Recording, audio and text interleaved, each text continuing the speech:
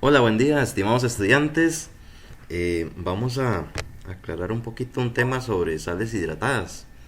Esto como para que, digamos, esto normalmente lo veíamos en el laboratorio, pero para que ustedes lo tengan un poquito más claro.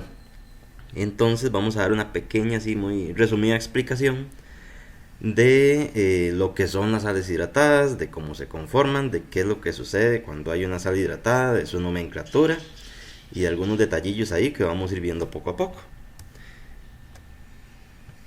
Entonces, bueno, como tenemos acá, las sales hidratadas eh, son moléculas o son compuestos que poseen moléculas de agua en su estructura cristalina.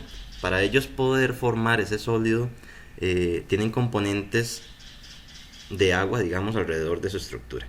Entonces, vamos a ver algunos ejemplos. Esto sucede con muchos sólidos, con muchas sales. Ellos por lo general tienen moléculas de agua dentro de su estructura. ¿Ok? Aunque son sólidos, poseen moléculas de agua dentro de su estructura cristalina.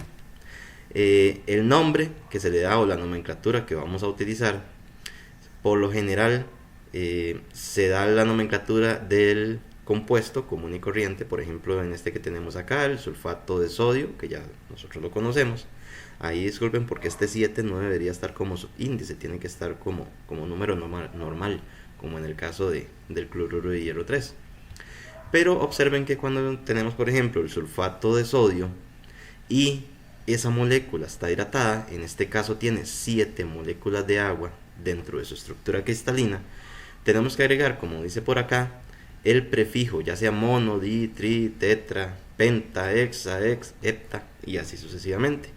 Para este caso tendríamos el sulfato de sodio y tenemos que adicionarle la palabra heptahidratado o heptahidrato. Lo podrán encontrar de las dos formas dependiendo de cómo lo vean en distintas bibliografías.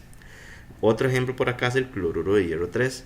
Manejamos igual la nomenclatura stock, pero si él contiene moléculas de agua en su estructura, tenemos que adicionarle esa nomenclatura a su fórmula molecular. Entonces tendríamos el cloruro de hierro 3 hexahidrato o hexahidratado. ¿Ok? Otro ejemplo muy utilizado en el laboratorio es el sulfato de cobre. El sulfato de cobre, él tiene estructuras de agua dentro de su fórmula cristalina o dentro de su estructura cristalina. Y en este caso le llamaríamos sulfato de cobre, de aquí hay 5 moléculas de agua, pentahidratado. ¿Ok? Cuando la estructura, como en este caso, digamos, no tiene hidratos, se le llama simplemente sulfato de cobre. En algunos casos se puede llamar sulfato de cobre anhidro. ¿Ok? Anhidro significa que no hay estructuras, que no hay moléculas de agua dentro de su estructura cristalina. Y esto va a afectarnos, digamos, la fórmula molecular de dicha sal, de dicho compuesto, si está hidratado o no, nos va a afectar en lo que es su masa molecular. ¿Ok? Entonces, luego esto lo vamos a ir viendo en mate y un poquito más.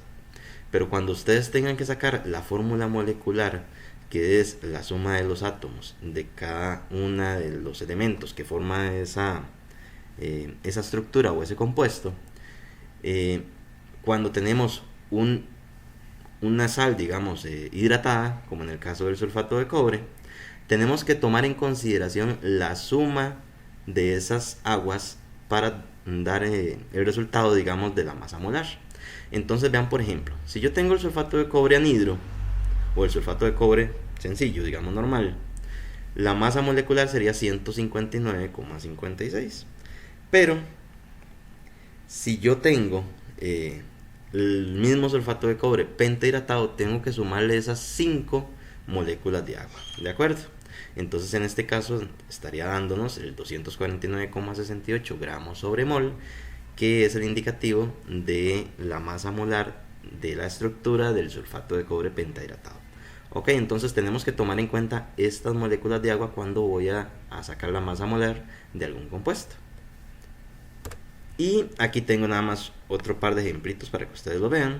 El mismo sulfato de cobre, aquí lo tenemos pentahidratado, puede existir heptahidratado, puede existir dodecahidratado, puede ser monohidratado, o sea, eso depende, ¿verdad?, del tipo de estructura.